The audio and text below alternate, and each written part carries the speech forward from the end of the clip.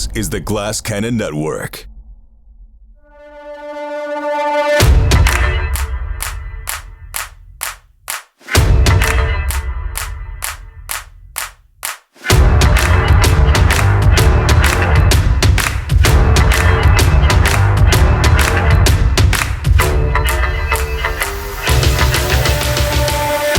Welcome back to Doskvol, Scoundrels. I am Jared Logan. Welcome to the Glass Cannon, and welcome to tonight's episode of Haunted City.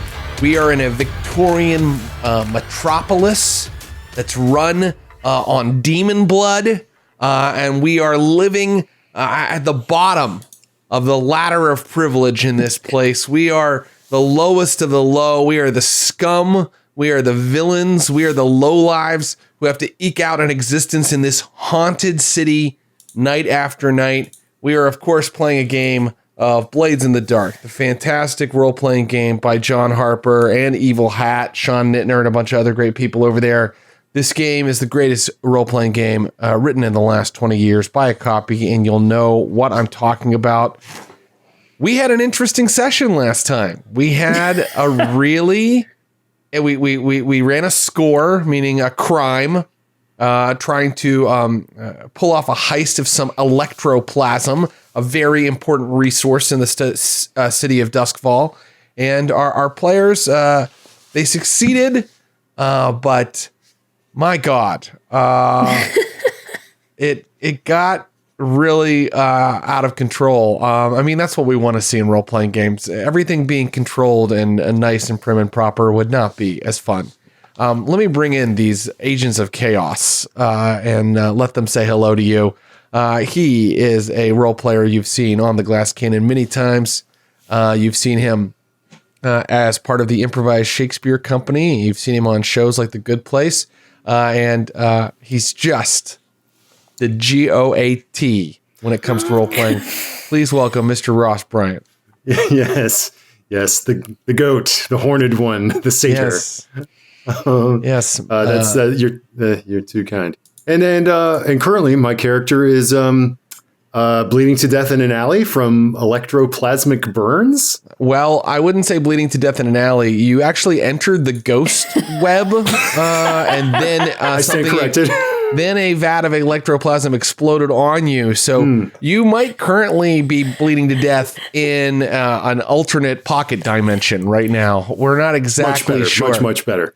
But more on that shortly. I want to bring in other players, and then I want to really talk about what you guys got up to last time. I'm going to go to the other man in this triumvirate.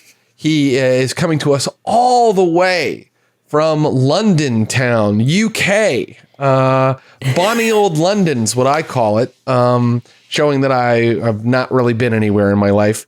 This guy is a fantastic actor, improviser, and a voiceover artist that you've heard in some of your favorite video games. You've seen him on HBO Max.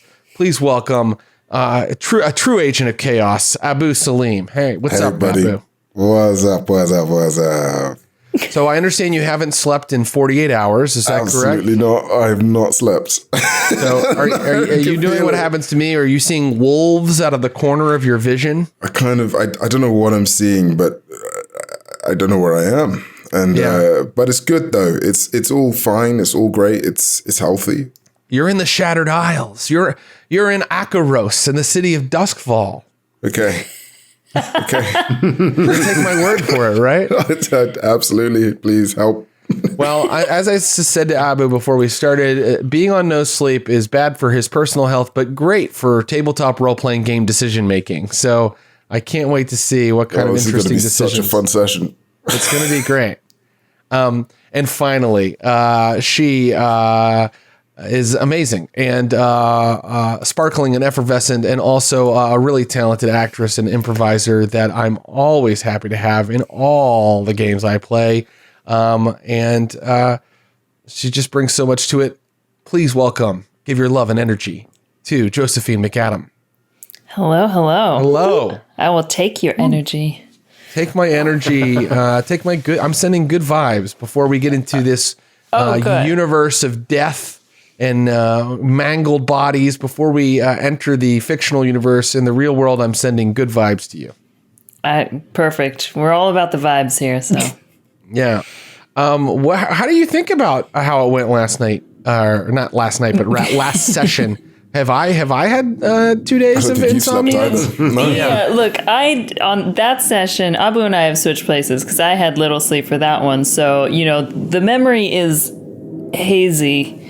I think it went great. It was a little chaotic, but for a first score, I mean... Right, for a first score, I mean, some of us are still learning the game. I actually think the fact that you accomplished a goal is pretty good. So congrats on that. Why don't I give a brief... That's right, Jared. We should have an attitude of gratitude for achieving a goal. Yeah. Who cares that we summoned a quote-unquote demon and blew up a bunch of guys and threw a bunch of bombs, and one of us is currently smoldering in a liminal space between the realm of the living and the dead. You got to focus on the positive. It's the emphasis on a goal that really... Yeah, exactly. A singular goal was achieved. So what if this is a world where the sun was shattered 1,000 years ago and the dead walk among the living? Let's keep a stiff upper lip and a positive outlook. And let's do a brief recap. So people, in case they don't remember, it's been a while since they've watched our last episode, they know what we're talking about. Our crew is a crew of shadows, meaning that they specialize in robbery, burglary, sabotage, and spying. They are shadows. They stick to the shadows and run those kinds of criminal operations. In our last episode... Clandestine, secretive. Yes. Yeah. Hush, very hush. sly. At least that's what it says on the crew sheet. However, in our last episode, our leech, meaning our tech expert, Juliet, played by Josephine, talked to her contact Stasia, an apothecary, and Stasia let Juliet know that if she could procure a supply of electroplasm, Stasia could refine that into a drug called Spark, which could be profitable for both Stasia and the crew. They had a couple other jobs that they could have selected from, but they decided to go on this job. They decided to pull a heist of electroplasm. Electroplasm, just to review, is the refined blood of demons that are hunted out in the void sea. It's the only way that you can see in this city of darkness. All of the electrical apparatus of Doskvol are run on electroplasm. And so our crew decided to pull a heist while electroplasm was being moved via hull, via these enormous, like, steampunky kind of like automated carriages that are actually driven by spirits that have been placed inside of them. As the electroplasm on huge pallets was being driven to a Sparkwright facility in Coleridge, our crew was going to take some barrels off of the back of those hulls. In order to do this, they decided to summon a demon and throw a bunch of bombs. And I mean, you guys were just lobbing bombs willy-nilly, and then you summoned a demon to kind of smash into the hulls, and the whole thing kind of was successful in that, luckily, Abu's character was able to grab one barrel of electroplasm that fell off the back of one of these hulls, and then it was left to our friend who had summoned the demon, Selyak, played by Ross, to make his escape. He had successfully summoned the demon, but you realized that you wouldn't get quite as much profit if you only grabbed one barrel. And so it was the greed that got you there, Ross. Mm-hmm. Selyak went back for one more barrel, which I explained to him based on a complication that he rolled was leaking. He then took it into the ghost field using a ghost key. Guys, you can't take the electroplasm, which is used to ward off and capture ghosts, into the ghost field without a dire chemical reaction. I mean, that's rule number one, gang. Come on.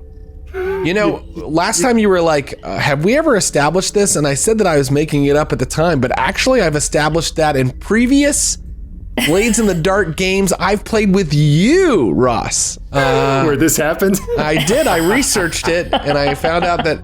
So Ross rolled poorly to make off with this barrel of electroplasm, and I told him there would be a level 3 harm if he failed, and he did fail.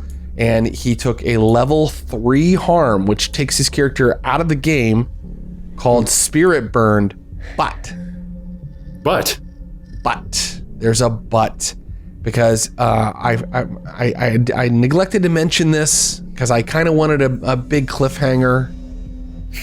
There is a way for you to avoid this harm. There's actually several ways. In Blades in the Dark, you never have to take a consequence that you don't want, as long as you have stress left to spend, because there's something called the resistance roll. And Abu, since you're new to the game, pay close attention to this. Anytime I tell you your character is hurt, or that even if I tell you something like your lockpick breaks or the device you built malfunctions, if you don't want to take that consequence, you can say, nope, I resist. And then you are going to roll the attribute that applies to the situation, and you're going to take 6 stress and subtract the number that you roll in your die. So, the other way that you can resist consequences is through armor, especially if it's harm. You can resist through armor. And on his sheet and in his loadout, you'll see that Selyak also has armor that he could use here. That's right. So even though I left Selyak just being, let's just set the scene. You entered into the ghost field, which is this weird shadowy catwalk between realities. Whispering shadows surrounded you. The barrel of electroplasm started to shake and vibrate, and then it started to glow and it exploded. Blue flame shot through the sort of wormhole in reality that you were currently dwelling in. And what would you like to do? Would you like to resist that level 3 harm, that spirit burn? Oh no. Yeah, say again? Yes, I would, of course. Oh, okay, very good. I silenced my microphone because the blaring sirens of the Bluecoats were outside. Oh, yes. Well, I mean, if you look at our map, you'll see that you did have a clock going that says that the authorities arrive in 2 more ticks. But I do think we are close to the end of this score. Yeah. So what attribute do you think would be used to resist this particular consequence that I'm leveling at you? And am I right? Is the attribute the sort of category beneath which all your skills are? That's correct. So, not beneath which, it's really kind of more above. You see where it says Insight, Prowess, and Resolve on your sheet? So, And you see how you have sort of a column on its own, sort of over like separated? That is the attribute. That is how many dice you have in the attribute. I will go with Resolve, since that is that's the category under which or beneath which attune is. I'm a toddler and I'm still wrapping my head around the concepts of above and beneath. Right. Perhaps this poor spatial awareness is what led Selyak to grab a dripping can of electroplasm. But Resolve is the skill that communes with these sort of eldritch forces. So perhaps his command of those forces might allow him to do something to resist this. Okay, so you have 6 stress coming at you to resist this, but whatever you roll on your Resolve roll, which you have 2 dice for, the highest number you roll is how many you will subtract from that 6 stress. And 6 stress, let me just see here. You already have 2 stress. That would fill up my stress bar. It would fill up your stress bar and it would take you out of the game anyway. So once again, whenever you fill up your entire stress bar, you're also out of the game. So you have to resist here to stay in the game. And let's see what you roll. Let's see how many stress you actually end up taking. Okay, my highest dice was a 5. Okay, so you end up only taking 1 stress. Nice. Amazing. Now, in a game of Blades in the Dark, a resistance roll could mean that you don't take the consequence at all, right? You don't take or it says if you want to run a grittier game, this is directly to the GM, you could say it it takes the consequence down a level. And I do want to run a gritty game. Sorry, everybody. I want a gritty game. So please take the spirit burn that's at level 3 and go ahead and put it down as one of, a harm on level 2, which you have just done. Okay, so you now have -1 dice to all of your actions and less effect from your 2 level 1 harms. Oh my gosh, you are still messed up, but you're not out of the game. And so now that you're in the ghost field, please narrate how you resisted that. What exactly did you do when that ball of blue flame was coming at you?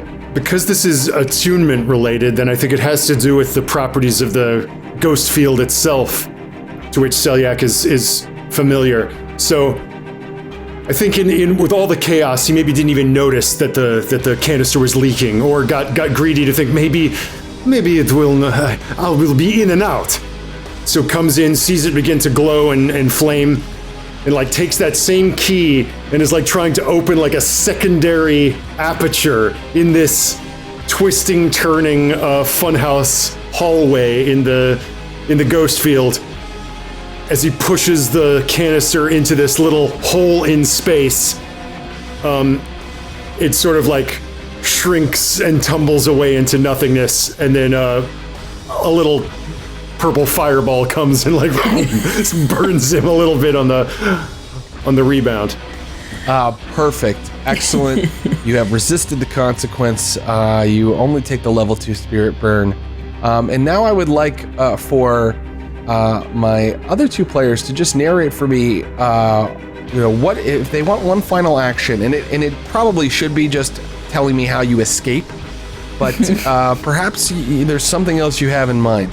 But tell me how you escape. But before you do that, man, we got some things wrong last time, and one thing that we got wrong was I let my players check off demolition tools on their sheet. But demolition tools, when I looked up exactly what demolition tools, I let them use demolition tools as a bomb. But when I looked up exactly what demolition tools are, I have to read this because it made me laugh so hard. I let Abu blow up a truck with his demolition tools, and then I read what demolition tools are. They are a sledgehammer, iron spikes, heavy drill, and a crowbar. Doesn't feel like you could blow up a truck with those things. So I'm just going to guys, Morgan Freeman in Half-Life and a crowbar did a lot of things. Sure. I mean, he wouldn't have blown a truck up, though, I don't think. So maybe listen. not, but hey, I'm just gonna do this. I'm gonna assume, even though we didn't narrate it. Gordon Freeman. Sorry, I called him Morgan Freeman, like as if he's God. Sorry, continue, please. Right, Gordon Freeman, not Morgan Freeman. I mean, there were so many weird things in our last adventure. For example, Abu's character acted like he didn't believe in ghosts for a little bit, which was very curious considering ghosts are a fact of life in this universe.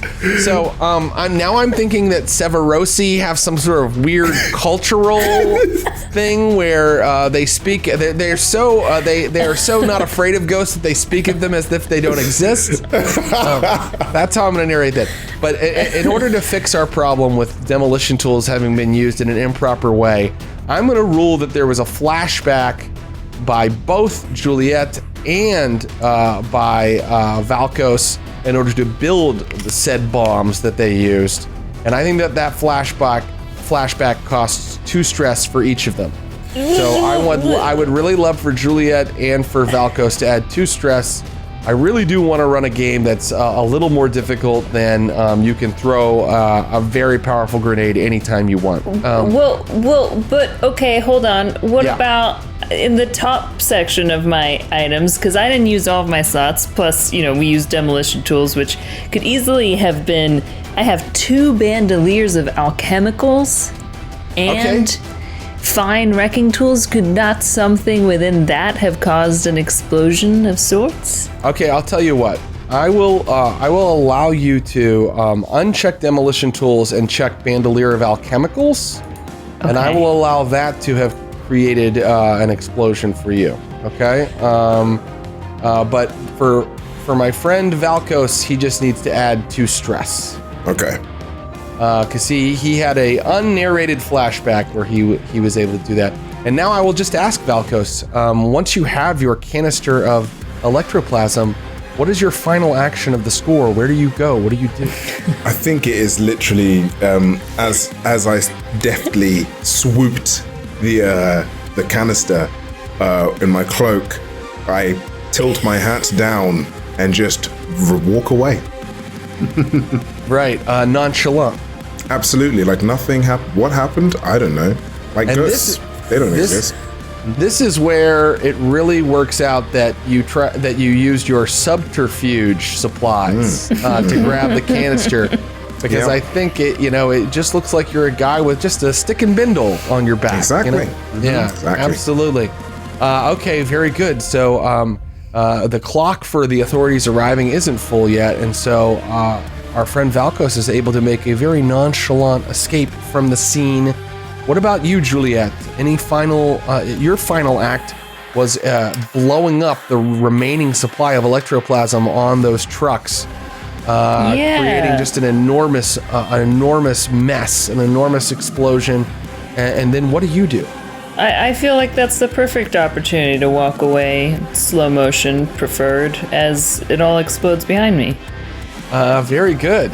You walk away in slow motion. I love that. And the entire thing explodes behind you. There were 2 hulls left in action, and they were wrestling with the demon that Selyak had summoned that had formed a body out of like old machinery in the factories nearby. All of those things are now kind of burning. You can't quite see them through the cloud of crackling smoke and fire. There's a ton of electrochemical reactions going on, but you've gotten your distance and you are walking away in slow motion with a look on your face. Please show me that look. Oh, yeah. Yes. Beneath a veil. Beneath the veil. Yes. And there's a whisper to the wind that's just, I got them, my love. Yes. And finally, I turn to our friend Selyak Khan, who is badly burned in his soul. Selyak, do you use the ghost field to retreat, or do you retreat in some other way? Yes, I think I'll use it to retreat. So I would like to exit the field at some other place. I would not go in and then just kind of hop out. Yeah, I think maybe see like it's Selyak dropping this canister almost down a hole in space and then boom, getting lit up, and then walking down like a tessellating flight of stairs that seems to go 3 directions at once, like breaking apart and reconfiguring, and then opening a door that seems to be in the side of a hallway but is in fact in the top of a hallway that he kind of falls down into, and is like in a hallway of like a tenement building, and then tries to pick his way back to the grotto. And you heard many kind of scratchings and murmurings around you. There were other things in there in the ghost field with you, and you had to be careful to avoid them. But eventually, yes, you do fall back into the real world in this tenement. And you all can rendezvous. Were you going to rendezvous at Stasia's, or were you going to rendezvous back at your grotto? Oh, I think the grotto? grotto, right? Yeah. Yeah. Very good. Well then, we have ended a score, and that means we can move into the next phase of Blades in the Dark gameplay, which is called Downtime. Downtime is when we find out what we earned in the score, and we sort of role play what we do when we're not on a mission. And there are really great, intricate, crunchy little rules for all of that are really fun to play through. And so if you look at your Roll20, you can see that I have now brought us to the rewards section of our game, and it is time to pay off the crew for what they've accomplished. And we can also kind of make this a scene as well. I think that there's a canister of electroplasm sitting on the little table that you in the sitting room between the 3 of you, and that is your score. That's your ill-gotten gain. 1 solitary canister of electroplasm. That is what you managed to pull. The first thing I have to do is give your group rep. So I'm going to bring up your crew sheet, and your reputation is going to go up and down based on the jobs that you pull. And you earn... So if you look at the sheet, you can see that you earn 2 rep automatically. So I'm going to go ahead and give you 2 rep. Ooh. Rep, as rep gets higher, you increase in tier. Right now you're a tier 0 group with access to tier 0 equipment and tier 0 allies and things like that. But when your rep gets higher, you'll go up in tier.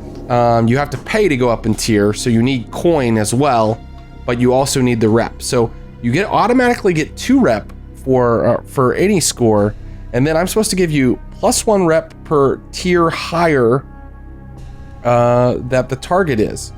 So the target was technically the Sparkrights. Yeah. Wow. So the Sparkrights are tier 4, and you guys are tier 0, so they're 4 tiers higher than you. So I'm going to give you 6 rep. Oh, crap.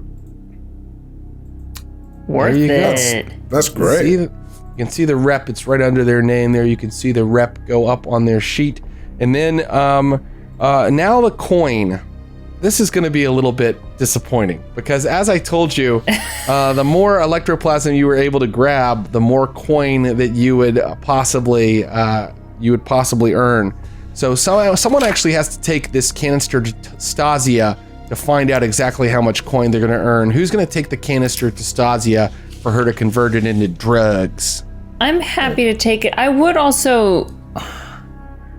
I wonder if I could just take a little scoop to leave in our workshop for my uses. Just a little... Absolutely. Yeah, absolutely. Little cut of it before I bring it over. Yeah, so you've given yourself a little bit of a little supply of electroplasm of your own, no problem. Mm-hmm. And I'll travel with you with the electroplasm as well to Stasia. Yeah. I was gonna say it doesn't just need to.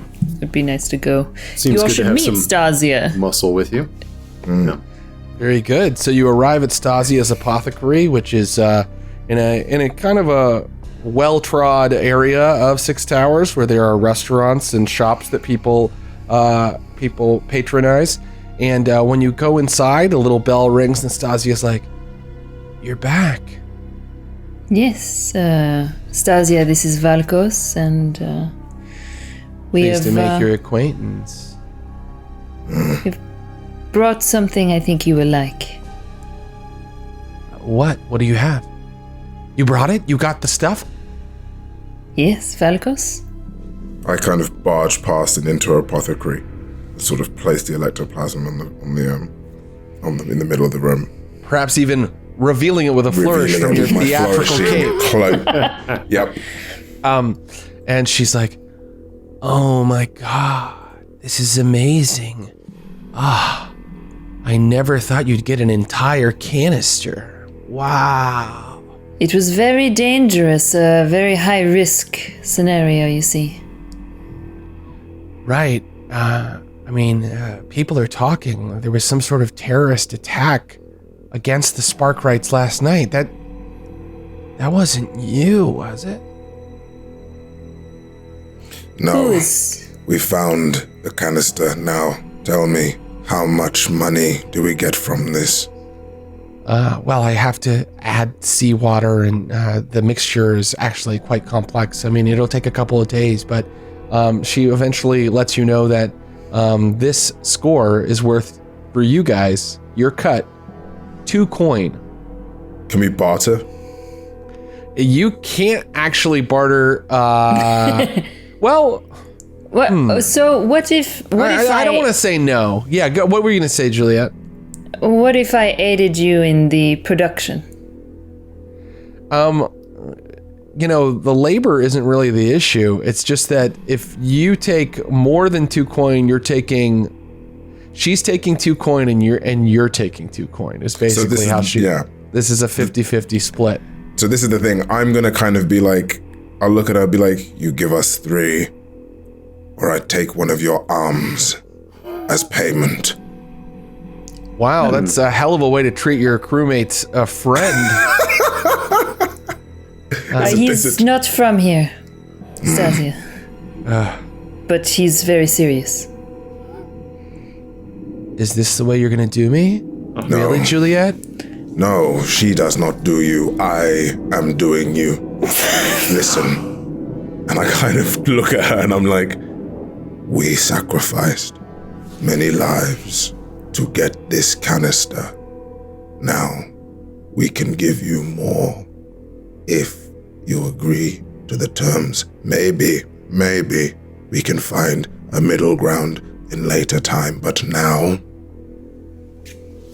I want 3. I think you need to make an action roll, my friend, the Cutter Valkos. And so, What action would you use to negotiate in this manner? Oh God, would it be command? I think it would be command, right? Mm-hmm, absolutely. Okay. So,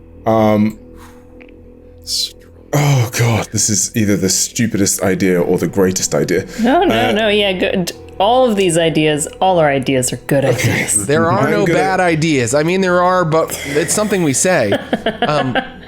Okay, so yeah, make a command roll. I'm going to say that you are I actually think that you are in a risky situation, and you are going to get a standard effect, meaning if you succeed in this, she will agree to the terms of your deal. Can I, because I don't know whether this is, is it because I feel stressed? Can I add stress in to get another die? Is that possible? Well, and I was going to ask, does assisting exist in the system? Like, is there something I can do to help? Or assisting does exist in this system. You can assist a friend.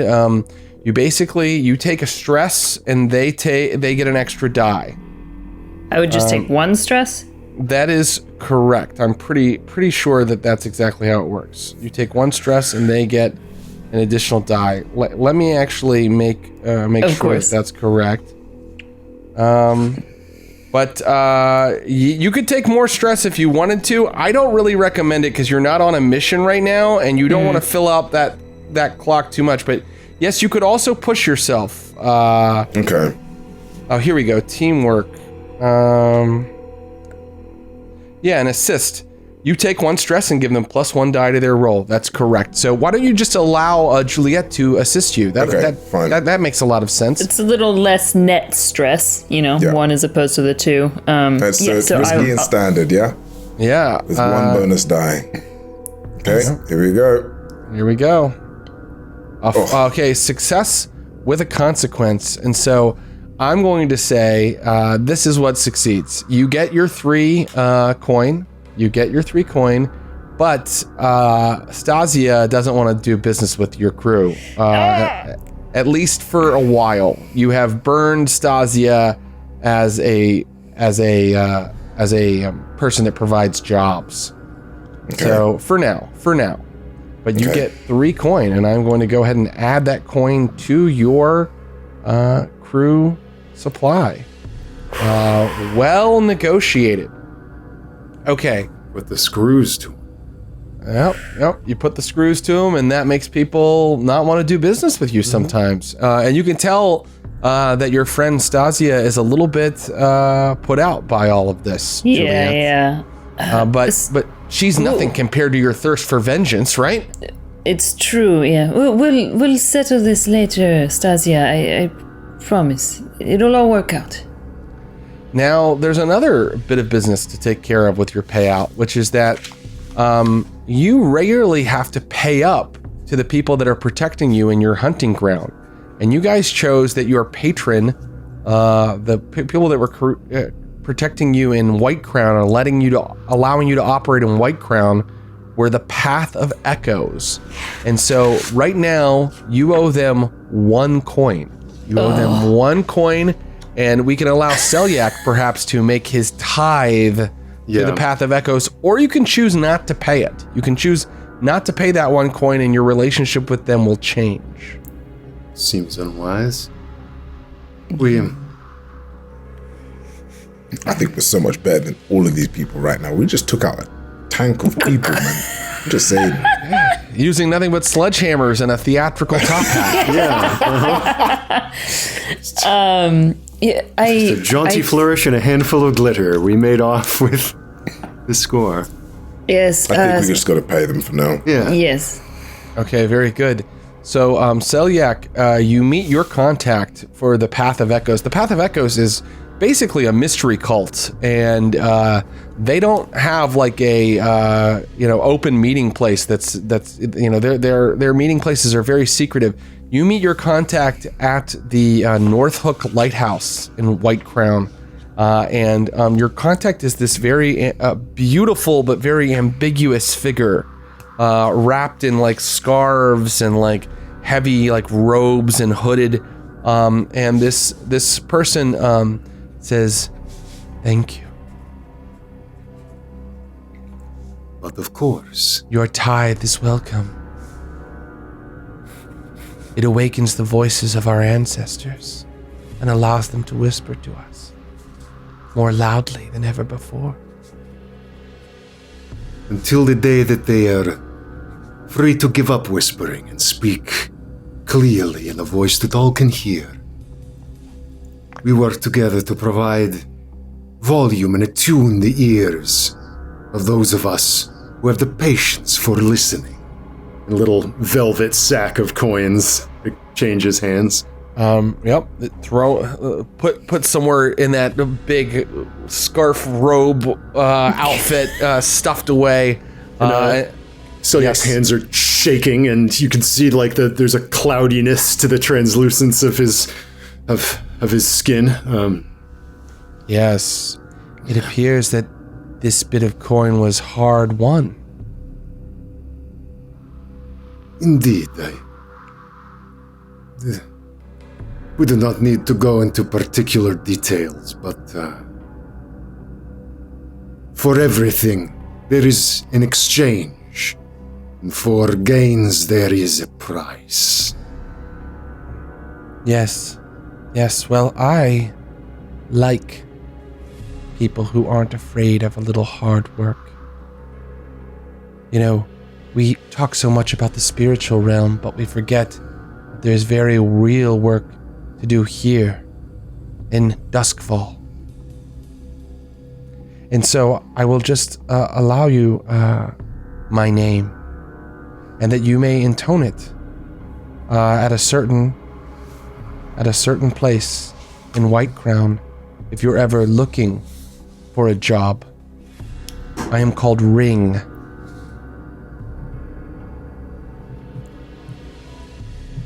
And very well. You may ask for me at the Emperor's Cask. Okay, very well. And Ring then turns out, looking out at the void sea again, and you see the lights kind of,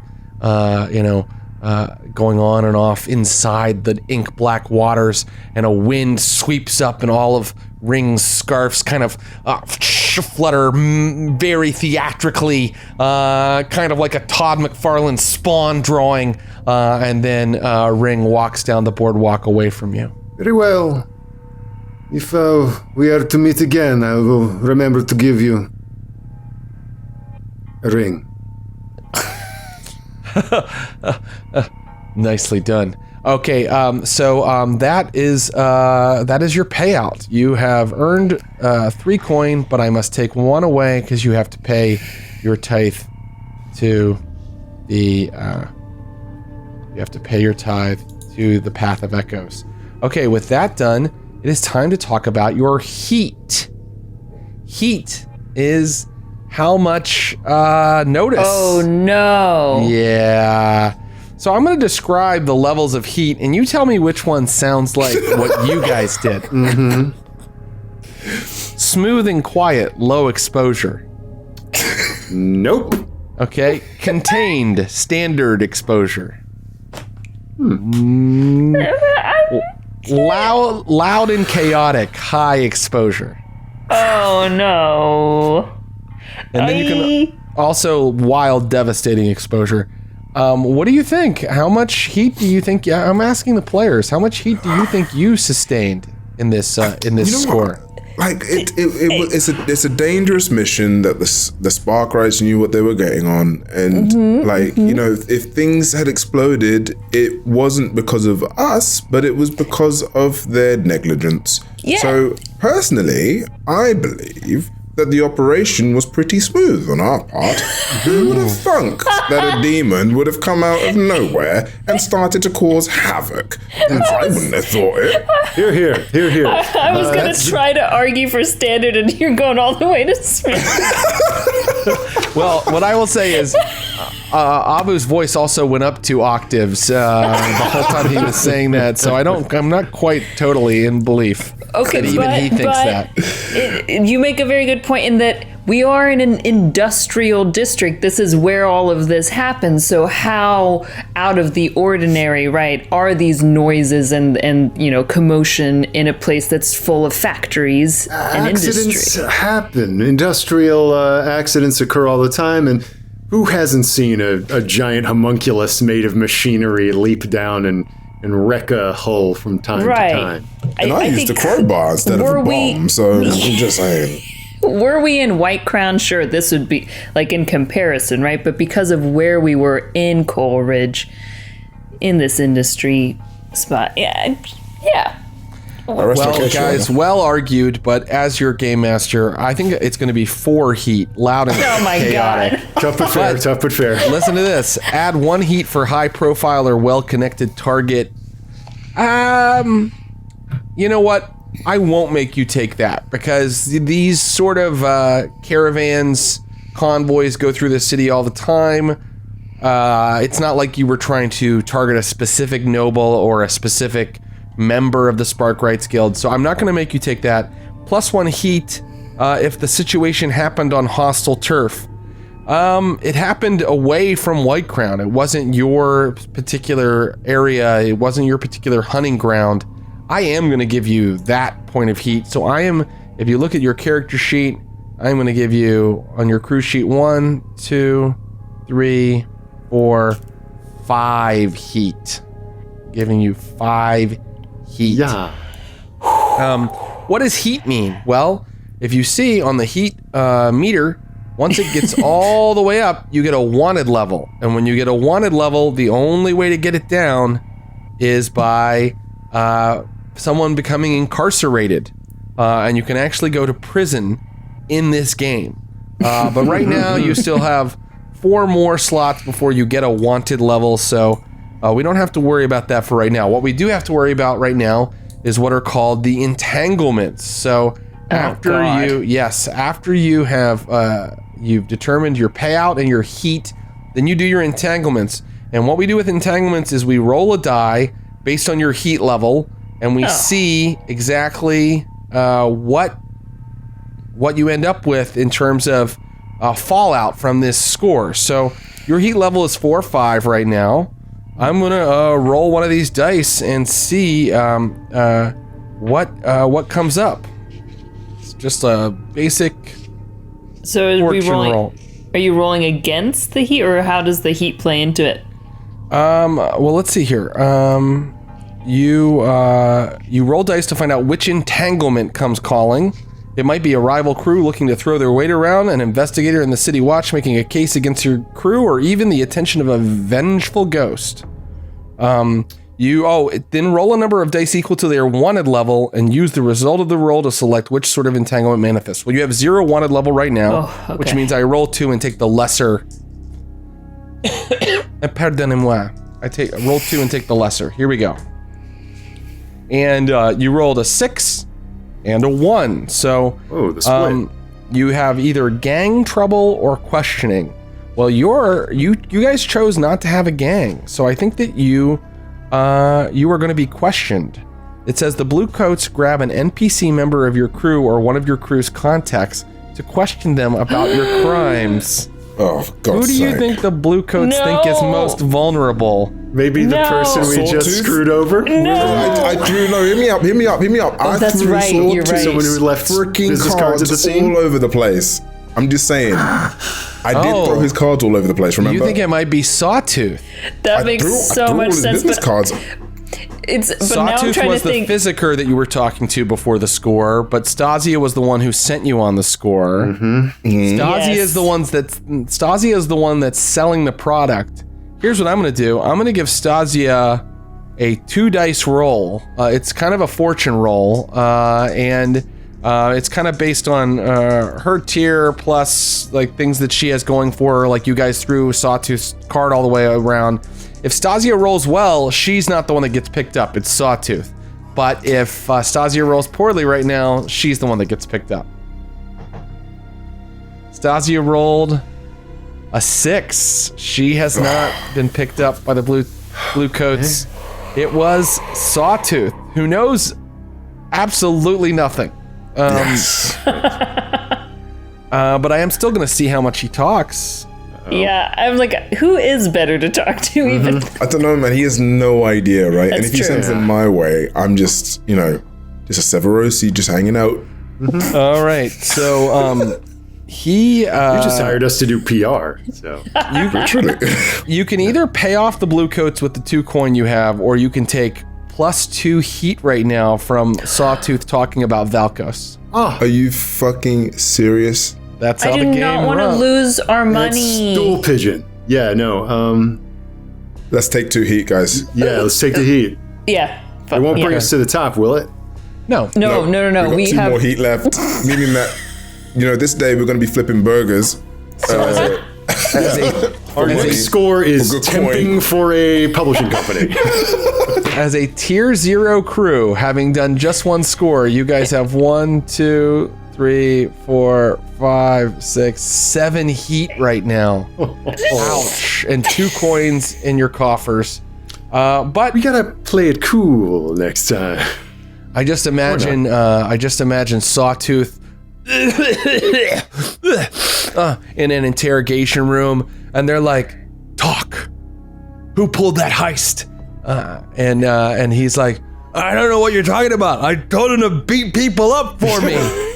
And then one of the blue coats is like, "What, like this?" And boom, pounds Sawtooth in the nose hard, and his blood squirts out of his nose onto the desk, onto the table that he is cuffed to, and he's taking a beating for you guys.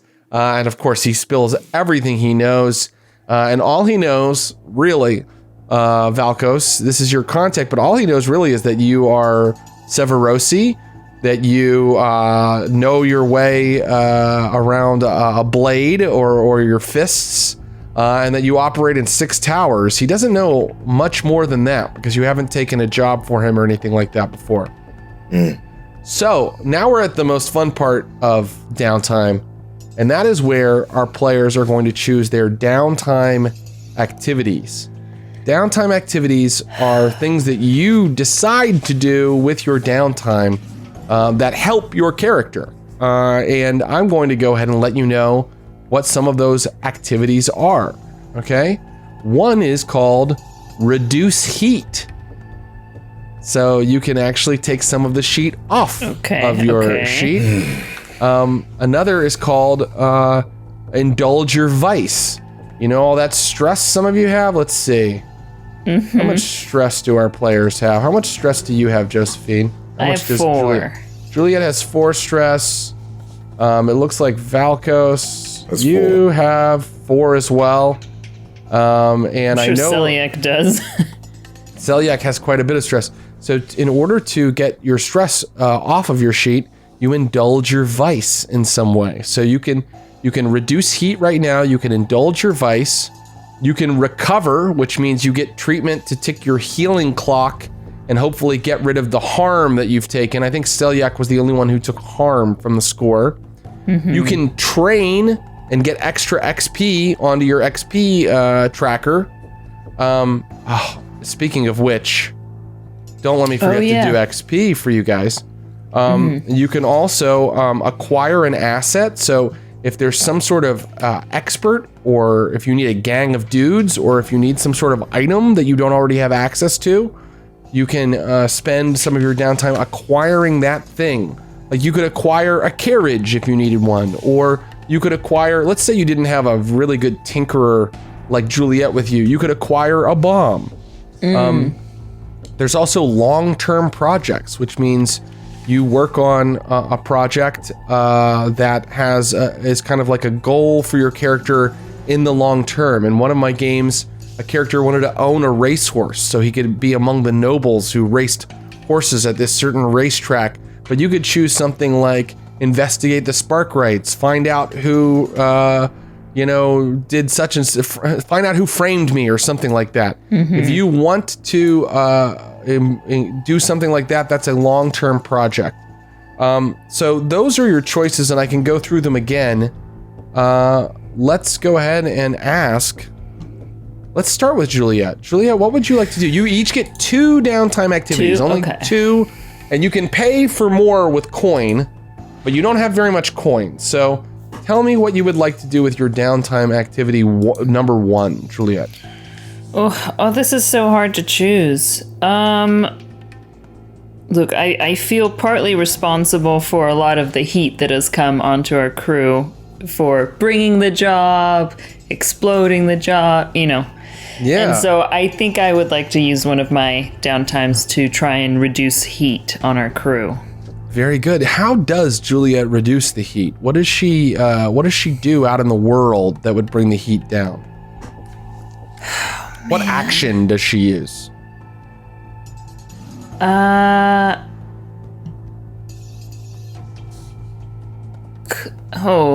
don't know if, let's see, is this too, you tell me if it's like too involved or of a thing.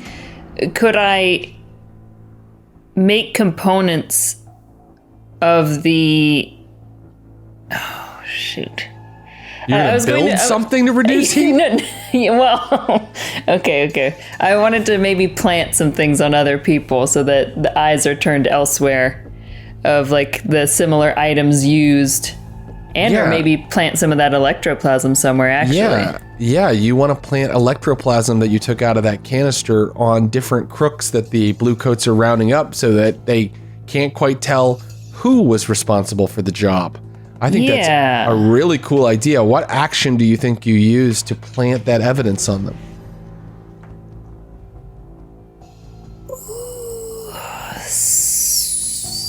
Sway. Sway is usually changing someone's mind about something. So it might be simpler just why don't you convince some people to take a sample of electroplasm from you? That's what I was going. Like, I would convince them it's a good idea, or like that this is going to help them out, or like something of that nature. Right. I mean, you convince people that you are perhaps selling this product, or you're I don't know, but either way, you get people to take electroplasm from that shipment onto their person, people that might be of interest to the blue coats. Well, let's see how well you do. Go ahead and roll your sway and tell me what result you get. What's our position here? That's a great question. Your position, I think, is going to be risky. People don't like to have evidence planted on them. Fair. And you will have a standard effect, which means you'll reduce some heat. Okay, here we go. All right, you cleared. So with this little ruse, you've cleared 2 heat. Okay. You've cleared 2 of your heat. So I will go ahead and take that heat off the sheet. And your first downtime activity is over. So Juliet has gone out into the city and planted evidence on several other criminal types who are likely to get picked up by the blue coats, and it's going to confuse the blue coats because they're going to have a technician who does a test and is like, "Yep, it's from that batch," and they're like, "But I thought it was. How could he have done that when he wasn't there at the time?" And so. They're arguing about that, and you lose 2 heat off your sheet. Okay, so now I turn to Ross Bryant and Selyak Khan. Selyak, what would you like to do with your first downtime activity? I would like to get some healing. That's a good idea. Well, normally you'd have to acquire a doctor in order to use them, but your crew has a contact who is a doctor.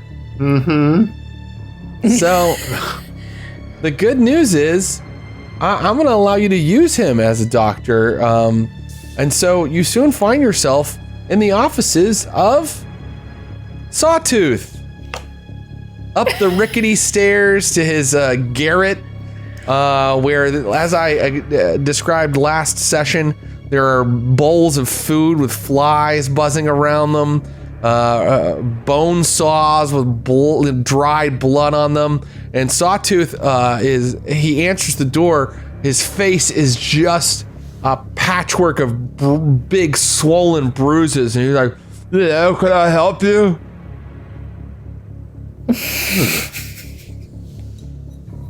Physician, heal thyself, it would seem. Oh, yeah. You're Valkos's friend, right? The same. Sawtooth always speaks way too loudly for criminal types to be comfortable. Perhaps we could move into your office. I'm in need of a poultice or soothing for some burns I have received that go most deep. He's like, "You look really bad off. What the hell did this to your... Oh, your Taikarosi." Well, I can see, some spirit burning there. Wow, fascinating. And I might be able to put together some sort of salve to help with this, but it'd be better if y'all would help me out a little bit, bring some clientele my way, and then I'd be able to, afford better supplies around here. Yes, of course. Perhaps this is something we could do. Excuse me. And he shoots a bloody snot rocket into a bowl. Yeah. Celiac takes this in. It's like, Yes, I can see that you, hard times come for all of us. Perhaps you could hire someone to spin a sign or get the word out in some more conventional way than the aggressive manner that you have proposed. Hey, I took a lot of heat for y'all this past week, okay? They came for me, they asked me to talk about Valkos. I didn't say a word. And for this we thank you. I suppose it's only right that we should try to send some clientele your way. Yeah, you owe me, okay? You remember that while I'm working on these burns. All right, let's see how well he can help fill your healing clock. Okay, so he's gonna roll. He gets your tier +1 in his kind of quality, which means he's rolling 1 die. And depending on how well he rolls is how many ticks off of your ticks you can put onto your healing clock. So if we bring up... I tell you, my friend, that of course, we can bring you first-time clientele, but if you want return clientele, this, of course, depends upon the quality of your labors. So best to think of that as well, Mr. Sawtooth. Correct? Well, here's the thing. With only 1 die, he can't get a critical, because you need 2 die to get a critical. So he's not going to be able to heal you all the way. He's not going to be able to take all of your harm down 1 level this time. Okay. But he is going to fill in as many segments as he can on this healing clock. So here he goes. If he rolls a 1 to 3, he only heals 1 segment. If he rolls a 4 or 5, he heals 2 segments of your healing clock. And if he rolls a 6, he gets 3 segments. Here we go. What did he get? Where is it? A 1! So we'll go ahead and, if you want to just tick one of the progress clocks under healing for yourself. Sawtooth, you quack. You just put some lotion on your arms. Yeah, I think maybe in the days to come, this The grotto already has a pretty distinct aroma, but this very herbaceous and acrid smell fills the air from time to time. And you look over and you just see Celiac stripped to the waist, like smearing this incredibly like acrid ointment all over his arms. It's like, I have to do this for a couple of weeks. Doctor's orders. Well, here's the thing. You could use both of your downtime activities to recover, and he could roll a 6 next time, and he could get 3 segments filled, and then you would just be down to the 1 less effect, level 1 harm. Is that something you want to try, or do you want to save your other downtime activity for something else? Pretty banged up. It seems strategically wise. Should I keep spending money at the Sawtooth Casino? Oh, it's free. Sawtooth is your friend. Okay, great. It's not. Although you could spend money, to maybe improve. Well, no, you can't really improve Sawtooth's quality. His quality will go up with your own. Someone could acquire a better doctor for you if they were willing to use one of their downtime activities to acquire asset. But that could cost money too, because the role is probably you're probably gonna end up with somebody about equal to Sawtooth unless you spend money. I'm just gonna go for it. I'm gonna go heal. I'm gonna try to heal. Here we go. He's like, I've perfected the ointment. Okay, I come back the next day. It burns. Yeah, no, I know. Me 4 burns. Yeah, it also burns. Well, do you see how that means it's working. That means it's working. But I've perfected the formula this time. I swear, Mr. Khan, you're going to be very happy with the results as I roll a 5. Okay. And so that time, two more segments. You can fill in 2 more segments. So unfortunately, It's getting there. Yep. yeah, it's getting there. It's God, getting this there. is brutal. So just if our viewers or listeners don't know, healing is so the brutal. healing in Blades in the Dark is quite tough. So each player has this 4-segment clock, and depending on the rolls that the doctor makes to heal you, that's how many segments of that clock get filled in. So currently, Celiac Khan has 3 of his 4 segments filled in, but once that 4th segment gets filled in, all of the harm goes down a level. So level 3 harm becomes level 2 harm, level 2 harm becomes level 1 harm, level 1 harm goes away. And Celiac has a level 2 harm Spirit Burned and 2 level 1 harms called Stigmata right now. So as soon as he can get that final segment filled in, the Spirit Burn will become a level 1 harm and the Stigmata will go away.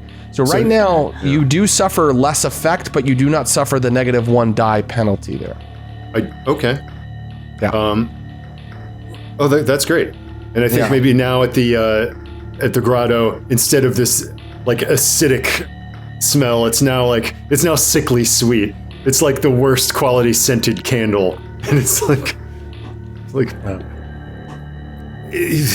this all burns just in a different way. It says if I have to leave it on while I sleep and keep my hands elevated. And with that sickly odor in the air, we're going to go for a short break. When we come back, we will find out what Juliet and Valkos do with the rest of their remaining downtime activities and perhaps choose a score. Our next score. We'll be right back. All right, welcome back, scoundrels. So, we have just seen Celiac Khan desperately try to recover from his wounds taken in the first score. So far, Sawtooth is living up to his name in terms of, patient care. So bedside manner, not great. But I don't think you could say that those 2 downtime activities were spent frivolously, because it's important to get your body back in working order. Now I'm going to turn to the cutter of the crew, Valkos. Your first downtime activity. Would you like me to list them for you again? Yeah, please remind me. Right. You can acquire an asset. You can engage in a long-term project, some kind of long-term goal you have for your character that maybe even sets you up for a future score. You can recover, but you haven't taken any harm, so you don't need to do that. You can reduce heat, which is what our friend Juliet did with her first activity. You can train, meaning you can add XP to your sheet, and we will be dealing with XP shortly. You can indulge your vice and get rid of stress. Those are your choices. I think I'm going to train. Training, excellent. Yeah. So when you train, you get to mark XP on your character sheet, and you have to choose the attribute you're going to train in. So, you've already taken an XP in prowess during the score, and your crew gets a bonus to training in prowess, meaning if you use a downtime activity to train in prowess, you take 2 XP instead of just 1. Ooh. Would you like to do prowess training, or are you trying to make yourself better at something in resolve or insight? I'm going to definitely go prowess. Yes, that sounds like the way to go. And just kind of explain to me what Valkos's training regimen looks like. I think, so let me get this right. Finesse, is that something to do with like weapon work, or is that just stealth? What works with weapon work? What's good with weapon work? Yeah, it's a little broader than like specifically dealing with weapons, although it definitely could deal with weapons. It's anything that requires precision, aim, fine motor skills, right. Like it could be pickpocketing, but it could also be targeting someone with a gun from across the street. Okay, and skirmish is just like full out brawl fighting, right? Fighting, but it might be a full sword fight, or it might be a fisticuffs. It could be any type of fighting man to man that you can think of. I think I'm literally just hounding at this punch bag that I found, that I've kind of created with the cloak of what was in the ectoplasm, but instead of what people think is like, I don't know, like soft feathers or whatever you ever put in a punch bag, it's like just meat. I'm just punching meat, like rotten meat in the grotto. Great. I bet that smells fantastic. Listen, the salve is actually really covering the smell, so it's okay. I can blame it on that. Also, meat is extremely rare in Doskvol. So at some point, Valkos says, you've taken the rotten meat. Oh yeah, in White Crown, they probably throw out meat occasionally. That's how wealthy they are there. And you've created a meat sack for yourself, and you are ducking and throwing punches and weaving. And you may go ahead and add to your sheet 2 more prowess XP. There they are. And you know what happens when that row gets filled up? You are halfway there. You get to add a dot somewhere under prowess. Oh, amazing! That is amazing. So Valkos, while Juliet is out and kind of protecting the crew, Valkos is perfecting his honing his weapon, which is his body. And so I turn back to Juliet once more. Juliet, what is your second downtime activity? Ugh, now I really want to train, but I think I'm going to indulge a vice to try and decrease some stress here, because I think everything was so close to home. We did spark rights, like everything felt very personal here, so I think that it makes sense to just be stuck in the stress of it. Yeah, I think that you want to get rid of stress before you go on another score, because stress is essentially your health meter during a score. Right. What your health meter would be in other games. So it's very important to get rid of it. And so your vice is obligation, right? Mm-hmm. And tell me a little bit about that. So I think it's being essentially overcome by grief, or letting the grief flow through her, like allowing the emotions to flow through. I imagine that there's some sort of abandoned area that she has chosen out. Of course, the body was taken out of Doskvol, but where she has set up either a sort of makeshift grave or altar some kind, somewhere that she can visit and mourn her deceased and sort of remind herself what she needs to focus on, and and how she's to keep everything together and who this is for and why she's here, and remind herself of that. But it's like all consuming for the day for her. Oh wow, I love this. So what a really cool version of the obligation vice is that Juliet is sort of addicted to mourning her partner. And so you now find this grave. And I also like that you said that you've had to set up this shrine yourself, that your partner has no grave out there in Doskvol. Well, no one does. I mean, everybody is thrown into the crematorium to prevent their spirits from infesting the city. So you've set up a little shrine to your partner on your own. Perhaps your partner is out there somewhere as a spirit, but you think not. You think probably the spirit wardens claimed his body? Do I have the pronoun right? Let's go with her body. Okay, perhaps the spirit wardens claimed her body. You can't be sure, but you know that you mourn her. And so when you roll to clear stress by indulging your vice, you roll your weakest attribute. For you have two attributes that are equally weak. They are one die worth of a clearing of the stress. So would you like to? Let's make it prowess, just because it's one die, just like resolve would be. Yeah.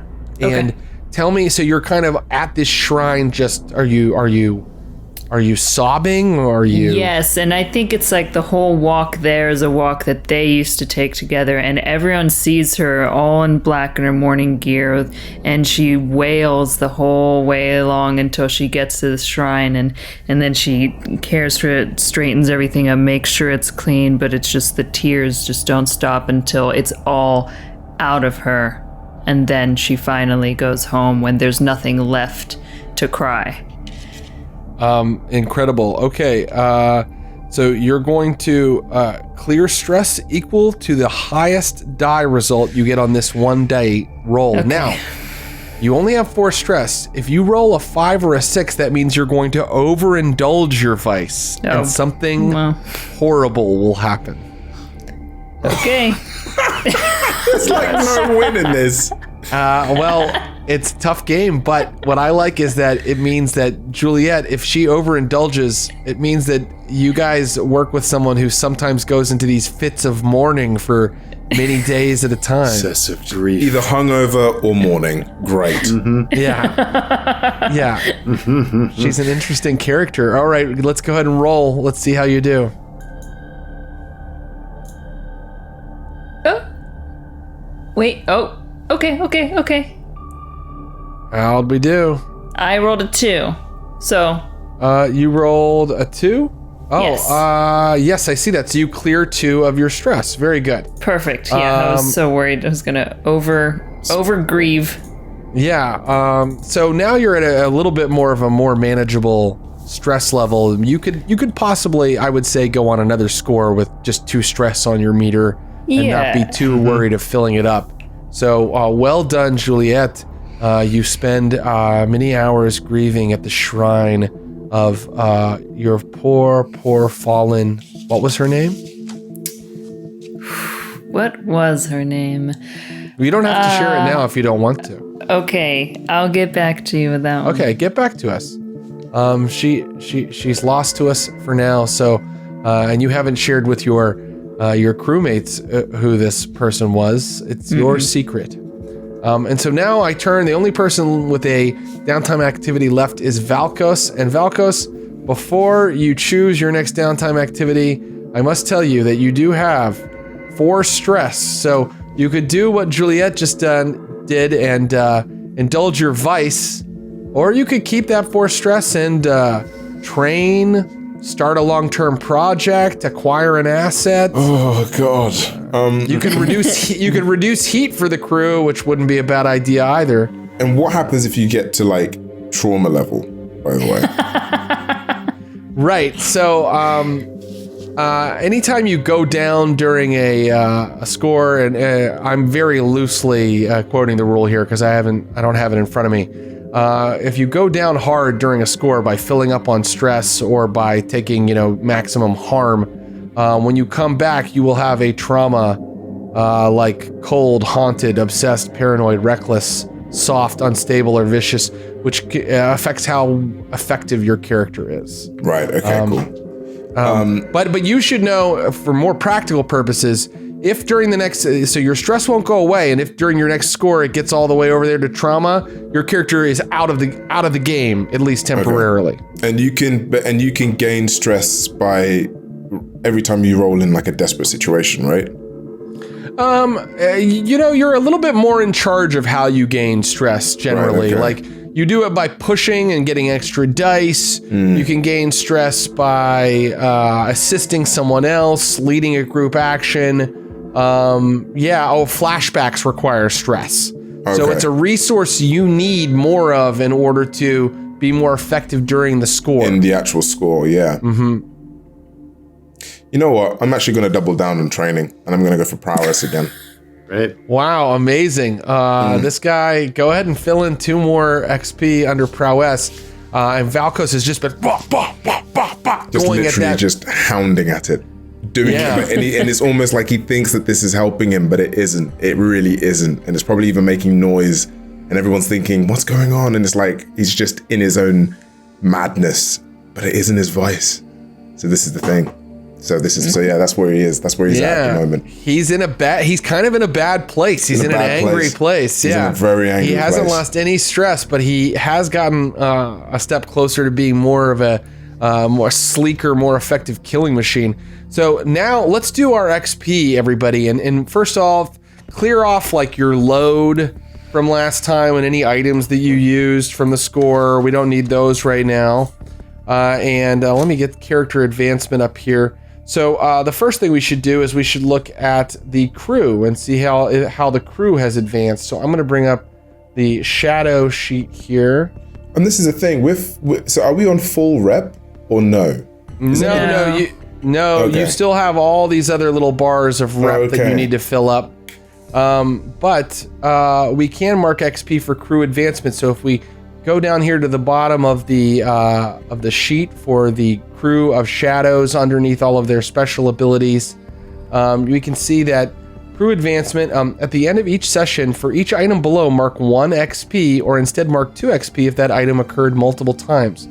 Did they execute a successful burglary, espionage, robbery, or sabotage operation? Yes, they did. I'm going to go ahead and mark an XP for that. Was it both a burglary and a sabotage? Oh, how very tricksy of you, Josephine.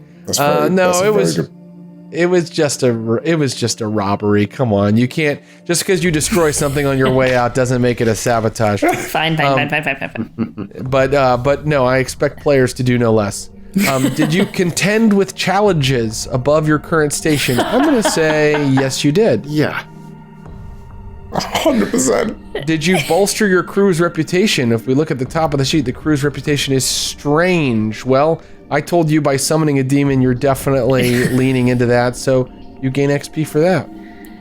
And did you express the goals, drives, inner conflict, or essential nature of the crew? Because this was so in Juliet's storyline to go after the Spark Rights, I'm going to say yes to that as well. So I'm giving you 4 XP. You've earned every XP that you could on that job. So even though it was a clusterfuck of epic proportions, you did earn maximum XP from it. Don't appreciate the attitude, but okay. Right? So now let's look at your individual characters, and let's start with Josephine, with Juliette, rather. Okay.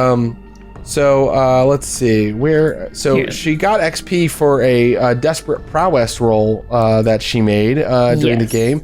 But if you go down below her special abilities, we see her playbook advancement. So anytime she fills up this bar of XP under playbook, instead of getting another dot in her actions, she gets a new special ability.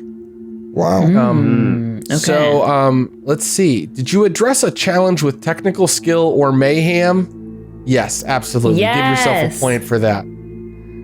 Did you express your beliefs, drives, heritage, or background? You definitely expressed your background. I believe so. Yeah.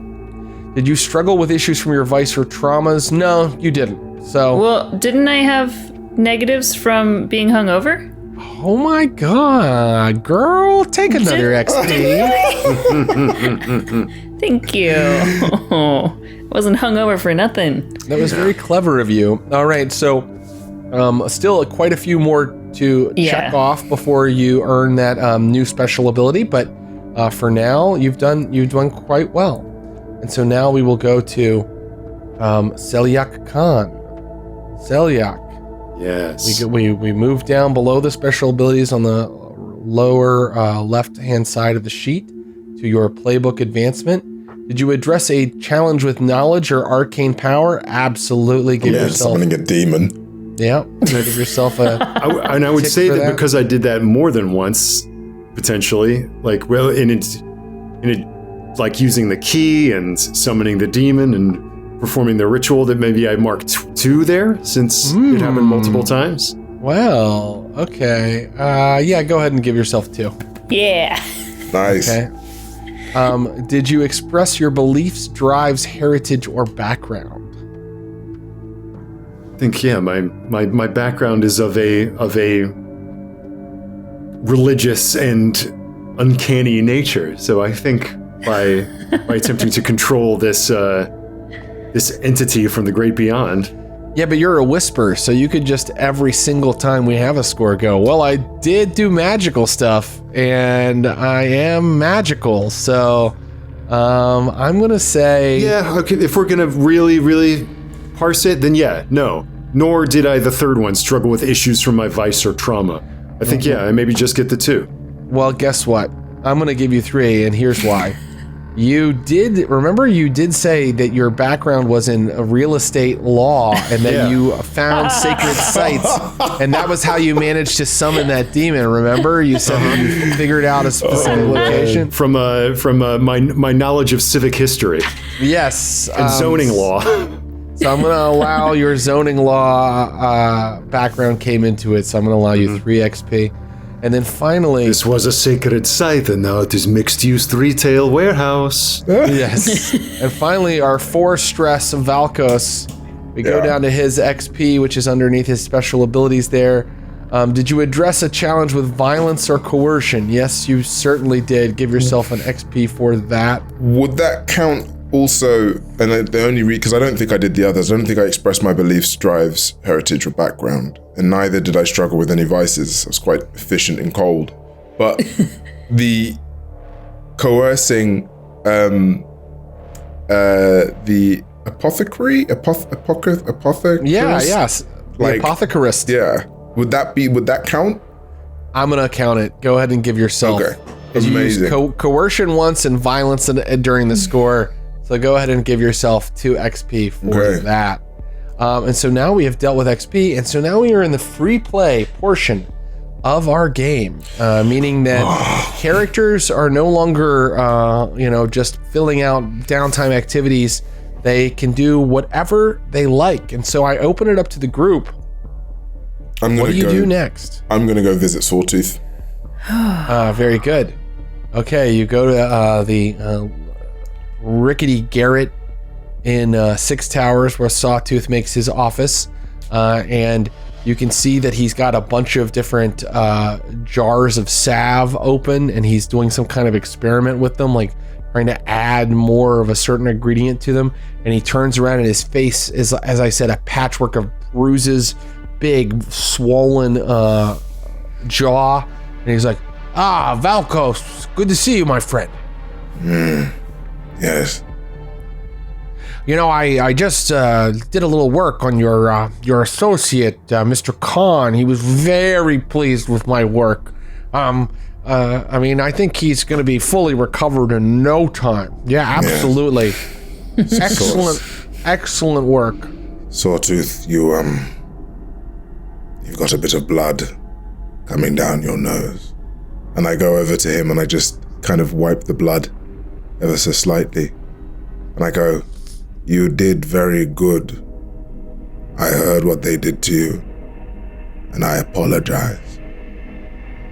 But sometimes I feel maybe you talk too much. No. I swear, Valkos, I didn't say anything. I don't know anything. I mean, what can I say? You didn't say anything. But, you know, if you do, our people, we take the tongue and hang it round the neck. But you, Sawtooth, I will never do such a thing because I trust you.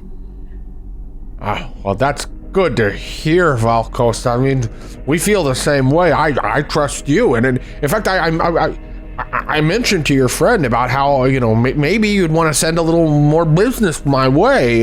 You know, I'd be able to help you better because I'd be able to afford better supplies. I wouldn't have to, you know, go dredging into fungal gardens that technically don't belong to me to get some of the ingredients I need for my salves and potions. Yes. You need to do better. Next time, give me a better job. Your job, silly, beat people up, cause too much pain. Next time, come with something more weighty. And I just leave. Something weightier, something that is worth your time, of course. Yeah, I understand what you mean. Yeah, I think I can find something like that. Good. Thanks, Valkos. I promise I'm gonna do a great job for you. You'll see. And then I'm out of there. Let's actually see if a stupid Sawtooth can come up with a job for you guys. Interesting. Okay, maybe he'll pay a call on you later, but in the meantime, I'd like to know what Selyak Khan is doing with his time. And this is free play, so you guys can travel places together, do things together, have scenes with each other if you'd like, or you can, just continue to kind of look up jobs and things like that. I feel like Juliet would hang around Selyak, especially after spending days mourning. She feels like, I don't know, he's a bit of a holy man of sorts, and she feels she wants more to be around connected. someone positive, someone upbeat, like Selyak Khan. Yeah. I think she wants to feel like she might have a closer connection to those she lost, and he's so closely. And I think, if you approach him, I mean, if you were walking the streets, keening with grief, and coming and going in this way. Every week. If you're just kind of like sidling up, and I think Selyak, like wrapping bandages, soaking in this foul-smelling ichor. Mm-hmm. But if you come to him, it's like, Juliet, I've heard you. Many have heard your sorrowful, pitiable wails. Yes. When you walk abroad to the altars of your departed one, whose lamented flesh has departed this plane, it kindles in your spirit such a lachrymose clangor. But there are those that could seek to find the spirit of the one that you have lost. There is always a spark that remains. If you seek, there is a chance that you will find. Grief is perhaps only for yourself, to soothe or to languish, to drown in your sorrow. But you can take action to reach out and touch them again. I could help you with this, if you wish. You could show me how. You could do this. Have you done this before? I have communed with those who have passed on. You cannot be too long in Doskvol without seeing their presence, feeling their presence.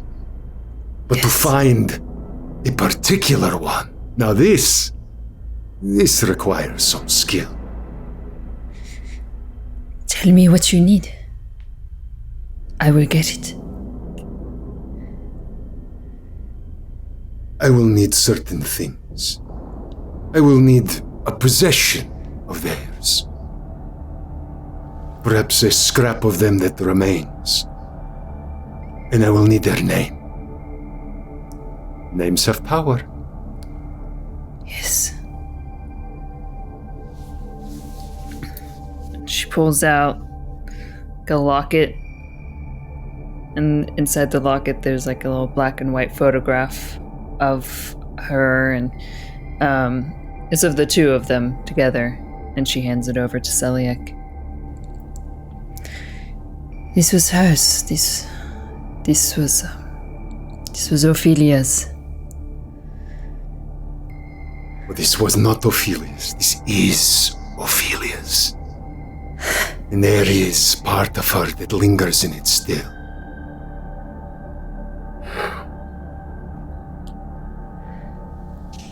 Give me time to call to her.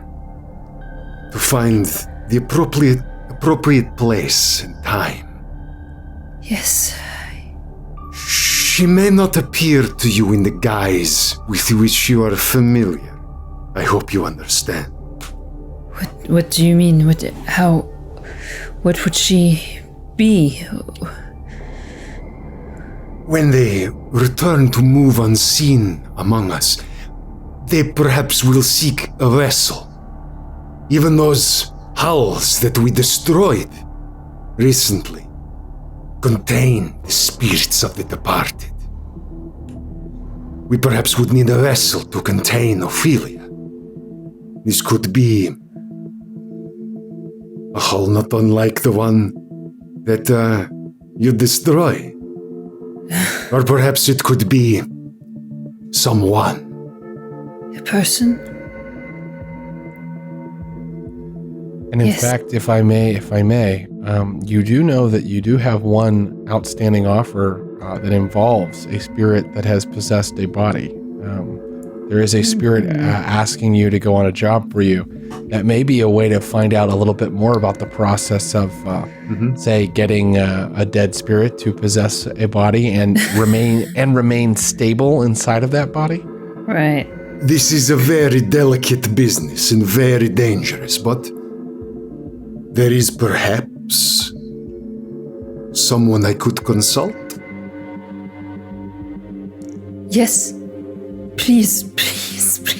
I did not think any of this truly possible. I mean, I'd heard the stories, but I've never seen or met someone like this myself. The people in Doskvol will tell you that the forces in the sea are just a resource, raw material to light the fire in our sky. They put their faith in science. But we who put our faith in something older know that if you have the right frame of mind, then anything is possible. May I keep this for a time? May Ophelia's locket remain in my possession. Yes, if you just keep it safe, please. As if it were my own soul. And he tucks it in his person and it's like, I believe there are things I must ask to my friend. Of course, yes. So, do you have a place that you're going in mind there, Celiac Khan? I mean, I think it seems like we want to talk to Quellen and convince them to let their patron be a little less mysterious. That in order to do this job, you wanted we to want talk to this person, who yeah. the ghost is. Very good. Before we go to do that, I want to ask Valkos. Valkos, do you have something you have planned next, or would you like to go along on this this visit to the witch? Or I think I'll go along with the team, but I have no idea what the plan is or what's going to happen. I don't know where we're going. I'm just following blindly. So you find yourselves at Quellen's cottage, and she beckons you in, and it's like, so you've thought about it? You've decided to help the spirit, yes? Salford's Bank, yes? Yes. However, you have been so kind as to offer us this proposal. Allow us to answer with a proposal of our own. That we understand the value of remaining mysterious and unseen. But we also understand the value of trust between interested parties. And we will take this job if I say we know who it is we are doing this labor for. Yes? Very well, I suppose I could ask them to arrange a meeting, but I must say, it's quite dangerous for a spirit in a human body in Doskvol. Why they are criminals for the raiment that they wear. If you take my meaning, he may not agree to meet with you. I have made study of the law myself and think this one particularly unjust. But no matter the danger, he will find in us no judgment. Very well. And so I'm going to go ahead and cut to a little while later when you receive word back from Quellen that this person that wants to hire you, this deceased person that wants to hire you, is willing to meet you in the shadow of Rowan House on Rowan Way that very night. Oh, shit. Shall we? While I do, I'm going to just pull Juliet aside and be like, if I'm correct, you're being led by laws. Laws? Yes. Never ends well. And then I just keep walking with the team. Very good. You come into the shadow of Rowan House, which is here in Six Towers, one of the largest structures. It's actually an old castle. I mean, it is a castle, like straight out of a medieval storybook, with towers and a drawbridge and a moat. And it is still inhabited by the very powerful Rowan family. But you are across the moat, in the shadow of the house, on the street known as Rowan Way. And as you all stand there waiting to meet someone beside a big ironwork fence, you notice a derelict person, someone experiencing down and outedness, kind of shuffling toward you, dragging their feet with like a limp. And finally they arrive near you, and the person pulls back their cloak, and what you see beneath is not the visage of someone like caked in grime who's been living hard on the street, but someone who looks like that they should be quite well off. Their mustache has been manicured, and the hair is quite short. And even the clothes are a fine make underneath the rags that they grabbed. And he looks at each of you, and it's like he moves his head with purpose. First to Celiac, then to Juliet, and then to Valkos. And he is like, I am speaking to the remnant, yes? Most perceptive. And to whom do we have the pleasure of speaking? I am... Let's actually use a name out of the book. He doesn't give up.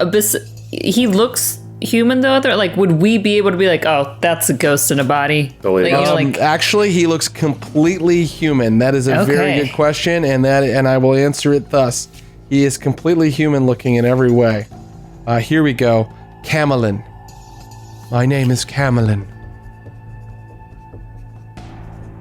Camelin Savoy. Well, at least, that's the name of this flesh that I wear. And what is your name? Your real name? For now, I would keep that a secret.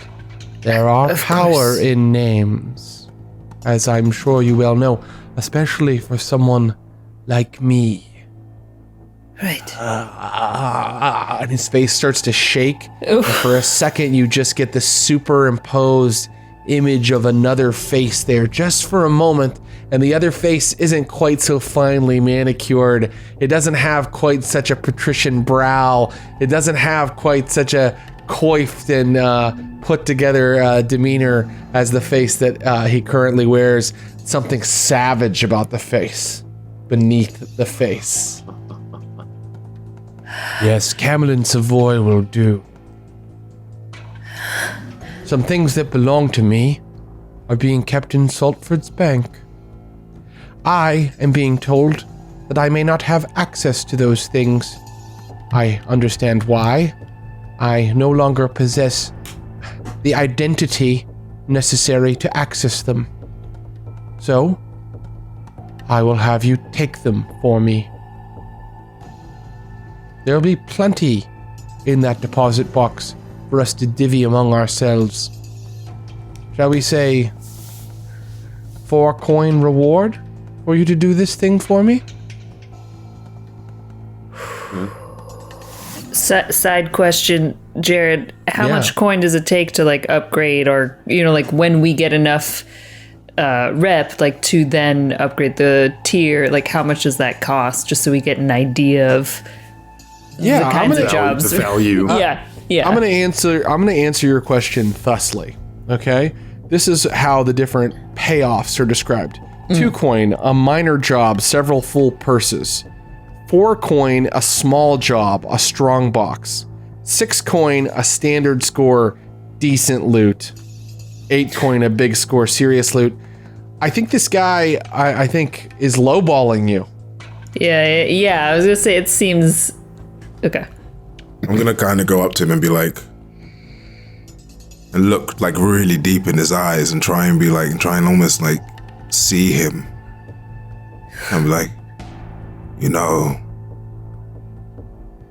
I commune with you people. The ones who are stuck here for stupid reasons. And what I realize is that your jobs are simply to make us join you. So, I think I speak for me and my acquaintances when I say I think you're trying to fuck us. 4 coin, make it 8, or I will want to see your head truly under that hood. No. You drive a hard bargain, but I will say this. I am not in this state because of a stupid mistake, sir. I don't believe I've had the honor of your name. I am not here because I have made an error. Perhaps I am in this state because I sought immortality. So remove my head, cutter, and I'll go get a new one. 6 coin. Now we're talking. I like him. I do. Here, it is good when we can discuss things civilly. Glance at Valkos. By the way, you guys are like at like a park bench. There are people moving about on the street. There are electric lights around. Great. And perhaps also when our association comes to its fruition, we can have further conversations about the techniques that you have employed to maintain your current situation. Please. Do we understand each other? He looks to Juliet, who just said please, and he's like, "You've lost someone." Yes. Well, I would give you this counsel, madam. Let go. They're gone. I'm not the man I was when I was alive. Even if the person that you miss still exists somewhere out here in the ether, chances are they haven't had the strength of will to maintain their psyche as I have. No, you did not know her.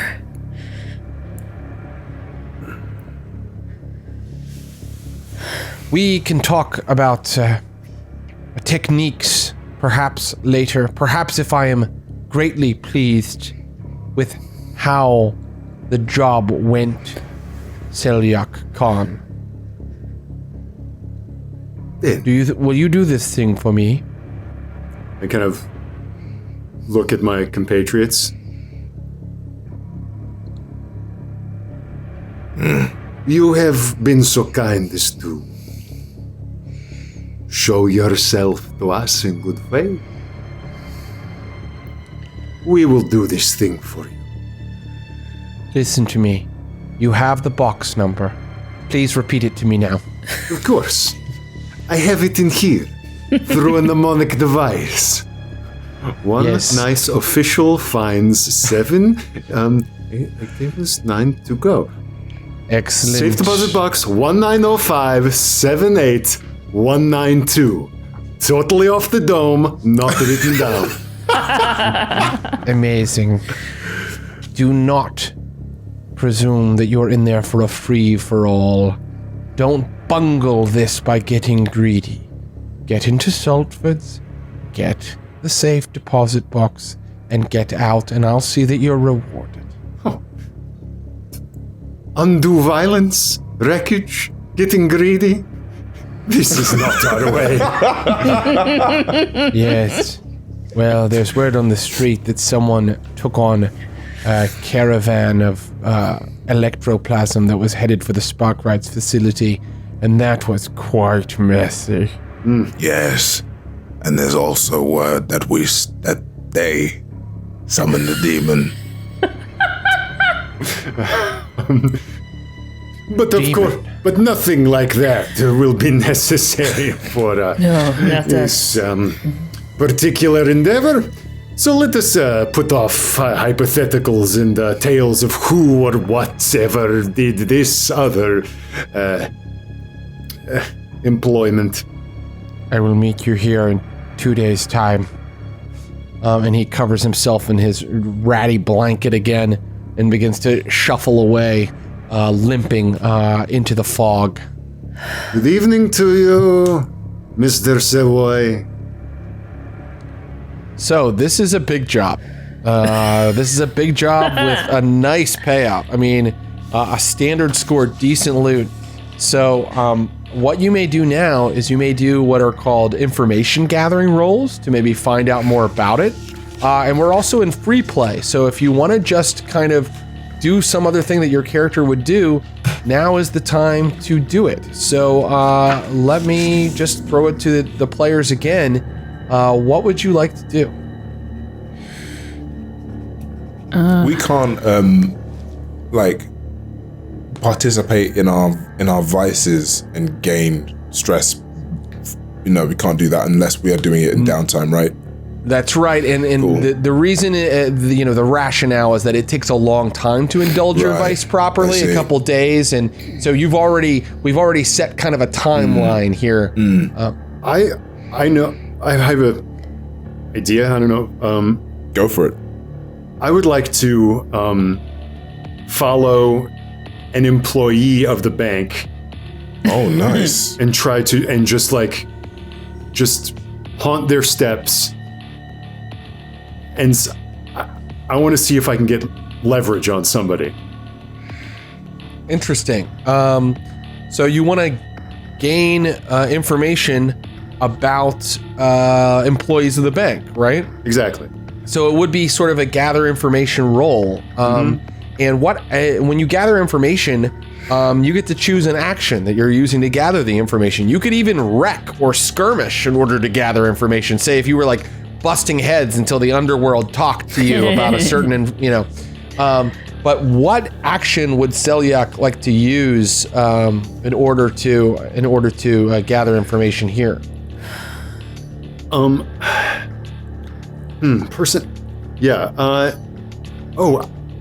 actually kind of maybe changing this on the fly, thinking more about Celiac's background as a real estate law sort of person. Yes. I might use survey, not necessarily to gather information about the employees, but about the building itself. This is what I was going to do. So that's great. You should do that. I want to know its history, find blueprints. Yes. This sort of thing. Yeah, now you could study to find blueprints as well. I mean, any action can be used to do anything, but you're going to survey, so you're going to kind of walk the building, case it. I'm casing it. You're casing it. A classic casing is in the offing here. Very good. So I will tell you all about Salford's Bank. I will start by telling you that it's in the Docks district. So if we look at our Doskvol map, we can see that the docks are kind of there, right near White Crown, where you guys make your hunting ground over the North Hook Channel.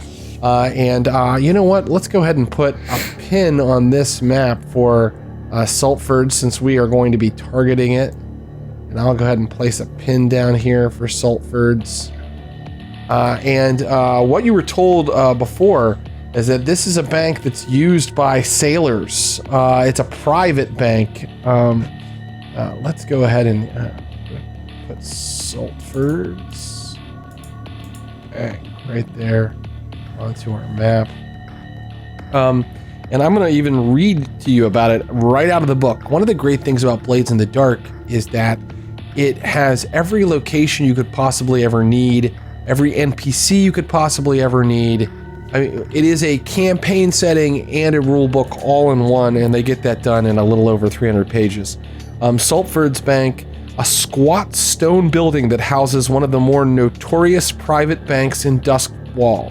Being so close to the docks, Saltford's has faced many gangs of whiskeyed sailors that decided to turn to robbery as a new line of work and defeated them all. Sometimes even hanging the corpses from their lampposts as discouragement to the next pack of drunken fools. And in fact, when you get there, there are in fact corpses hanging from their lampposts. They must have had a recent problem with some would-be burglars. Let's see how much that's what you get for free. That's just publicly known. Let's roll survey and tell me how you do. Here we go. And I assume this is maybe a controlled position? Oh, thank you. This is controlled. Controlled for, I'm going to say, standard effect. Okay. Yeah, it's not illegal to go walking around outside of Salford's. And he earns a 6, ladies and gentlemen, meaning a full success. And so I'm going to allow you to just ask me a couple questions, and I will answer them honestly. A couple questions, okay. Great. Is there a?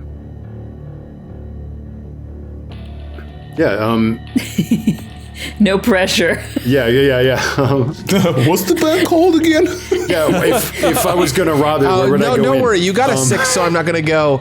If you go, do I ask them now? I'm not gonna be like, that was one question. I'm not gonna do that to you. I mean, I feel like the if you were looking at blueprints and surveying and looking at it, you'd be seeing if there was a like a weak point. Like, is there a chimney piece that one could go down? Is there a sewer line that runs Entry nearby? points, Is there a window that maybe doesn't have bars on it?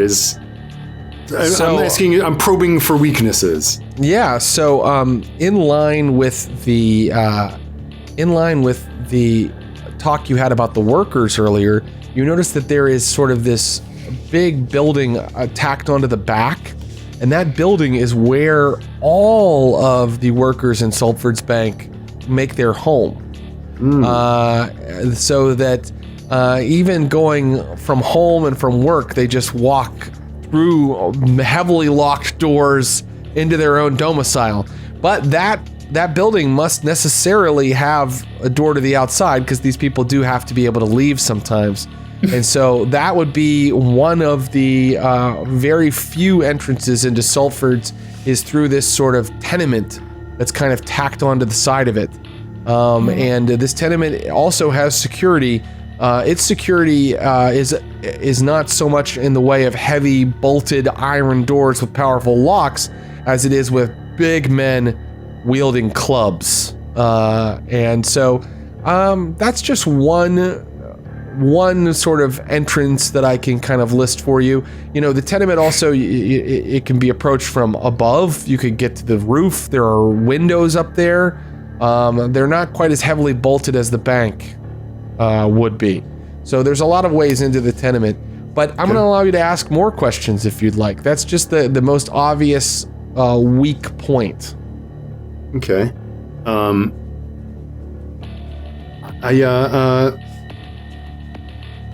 Forget if this goes beyond the scope of survey, but now I want to probe for weaknesses in people. Yeah. Like if I walk into the bank and like inquire about making a deposit while looking around, like am I seeing anyone who looks like disgruntled, sleepy, checked out? Very interesting question. One thing I will tell you is that you see some clientele who are of a higher order than you'd normally find down in the docks. It seems like even people from Brightstone across the river or across the channel in White Crown might even hold some things here. Perhaps assets that they don't want other people finding out about. This would be where your offshore account, the Doskvol version of that might be held. And so what you notice are a lot of different fancy boys and fancy ladies kind of come through here every day, and often they employ security to get them in here because they don't want to just go waltzing through the docks section of town unprotected. Okay. And you see them complaining, asking for privileges of the clerks and the cashiers. And Saltford's meets those requests to an extent. Like they do have like a little sitting area where someone could enjoy a pipe while they wait, where they will be fed a passably elegant mushroom tea while they wait instead of an algae tea.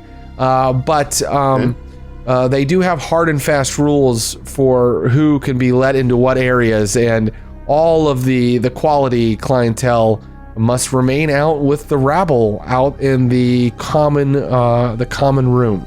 Okay. All right. And I'm going to allow one more question. Okay.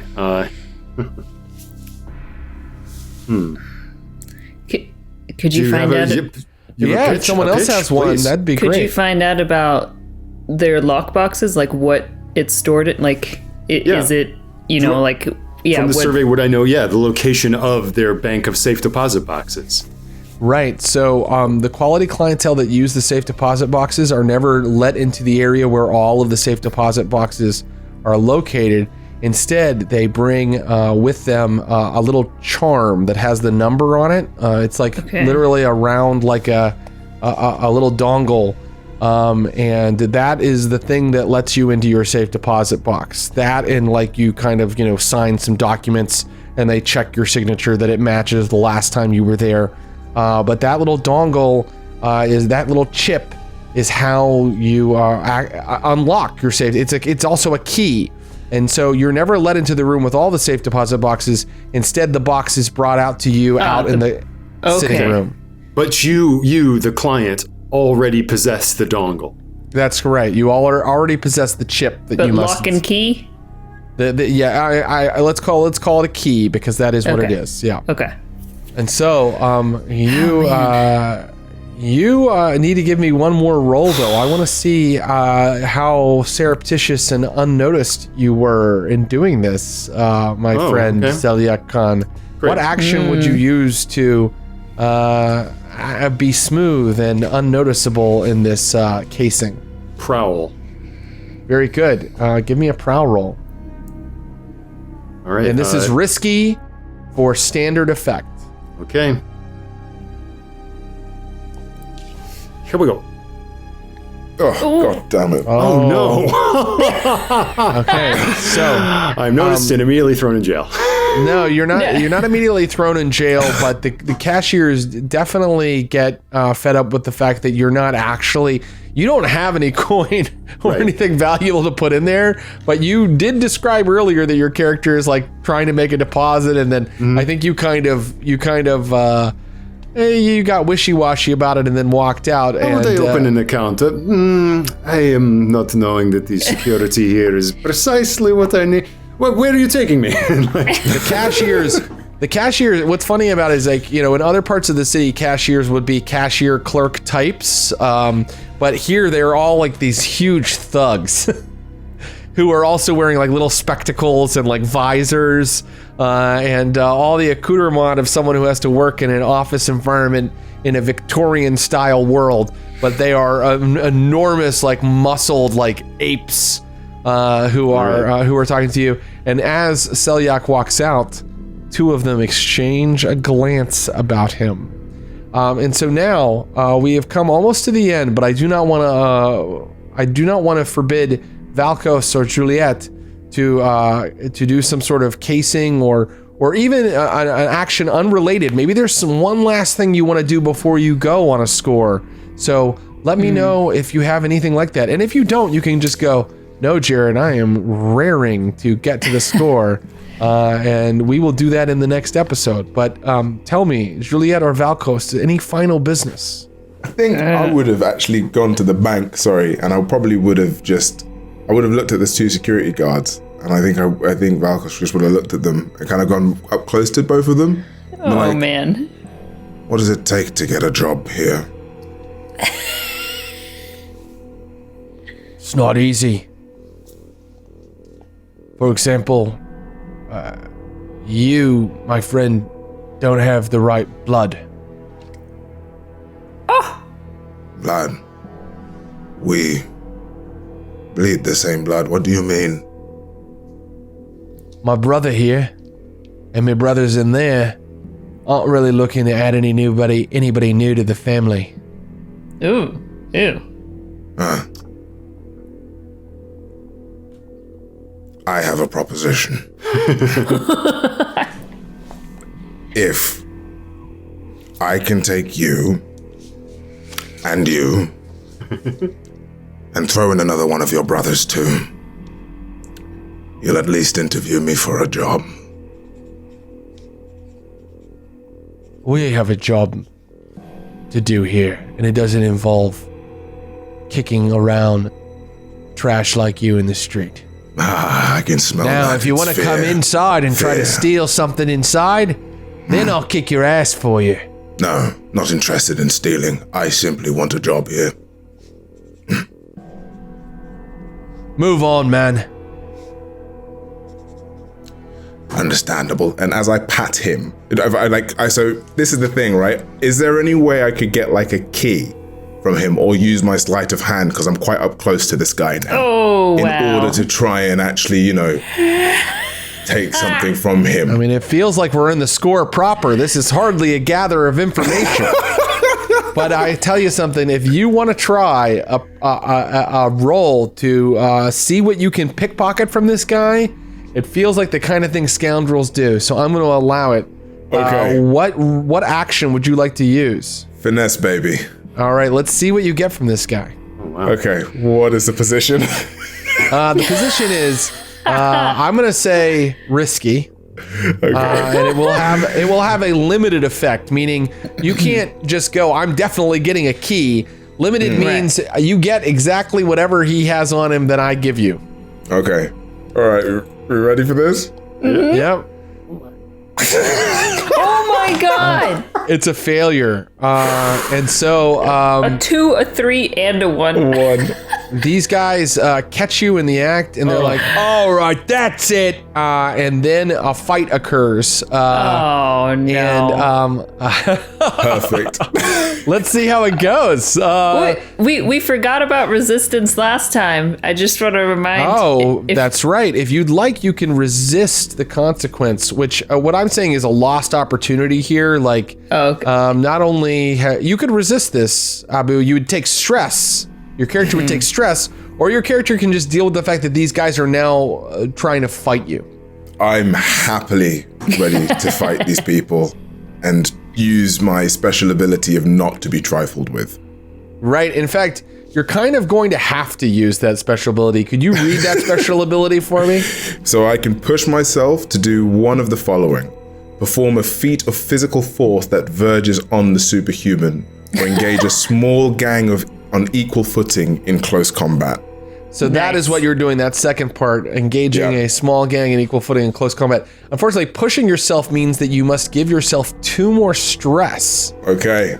And that makes your character very dangerous to go on a score later. In fact, we might even need to think about retiring your character temporarily. But for now, let's just see how this skirmish goes. You take that 2 stress, and of course, more brothers pour out of the bank. You're taking on 4 guys at once. I would have said that you could only have limited success in whatever action you use to mess with them right now. But because you've used your special ability, this is going to be a standard effect, whatever you do right now. But it is risky. And what I'm going to say is, it's risky because I think that you can take harm right now. You could take level 1 harm from this. So these guys come pouring out of the bank. They all carry this exact same type of like little baseball bat truncheon. And they all just like come at you. They know how to fight together like brothers, and they all kind of try to start flanking you and come at you simultaneously. What action are you going to use? Skirmish. All right, and would you like any extra dice? What, for more stress? Well, no, I'll give you a devil's bargain. Oh. Okay, what's a devil's... All right, go on, remind me what a devil's bargain is again. A devil's bargain says, I'm going to make a deal with you. I'll give you an extra die right now, but then I think that the devil's bargain in this case is, if you fail, I'm going to give you level 2 harm, not level 1 harm. I'm going to roll the die. All right, here we go. So how many dice is that? Bonus? Are you doing the devil's bargain? That's yeah. So I've got a bonus die. So that's 4 I'm going to roll. Are you ready? Here we go. 4 dice. And he doesn't get a 6. But he does get a 5 and a 4. So you do succeed. So you don't take level 1 or 2 harm. You succeed, but with a complication.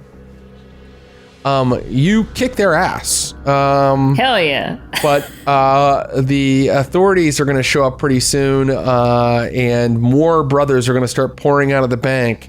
So you realize that you have to make a break for it. The complication is... Yeah. Go on. The complication is that Valkos is now very well known to Salford's Bank. Oh, great. Shit. Okay, that's fine. What I'm going to do then is I am literally just going to be like, I just wanted a job, and book it. And so we will close tonight's episode as Valkos runs down the street with a bruised, battered, club, truncheon-swinging brothers shouting after him, calling him names in every language in the Shattered Isles. And this score gets off to a auspicious start. What is going to happen when they try to steal from the bank proper? Find out on our next episode. Until then, I want to say thank you to these stellar players who bring so many amazing scenes. Juliet's character is really kind of blowing my mind, and like the mourning thing and how it connects to Celiac and everything. I loved that scene. So thank you, Josephine McAdam. Thank you, Ross Bryant. Thank you, Abu Salim, for being here tonight. And thank you, listeners. Thank you, viewers, for tuning into The Glass Cannon. We'll have more haunted city and another big score in our next episode. Good night.